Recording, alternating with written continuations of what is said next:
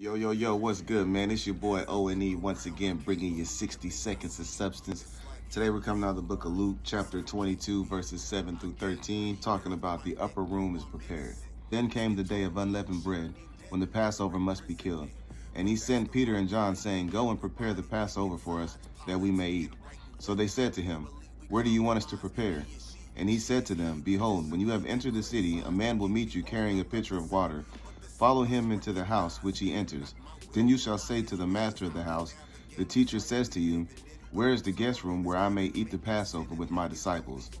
Then he will show you a large furnished upper room. There make ready. So they went and found it, just as he had said to them, and they prepared the Passover. So this is the passage of scripture where Christ is telling Peter and John to go and make preparations so that they may celebrate the Passover, which inevitably would be the Last Supper and the last time that Christ would break bread with his disciples. What I wanted to kind of focus on was the part of scripture where it highlights Christ's divine omniscience in setting up the Passover meal, right? So what he does in verse 10, he says, And he said to them, meaning to Peter and John, Behold, when you have entered the city, a man will meet you carrying a pitcher of water. Now, back in those days, it was very uncommon for a man to carry a pitcher of water. So Christ, knowing ahead of time where that man would be, and that Peter and John would be able to spot them out, because that would stick out like a sore thumb.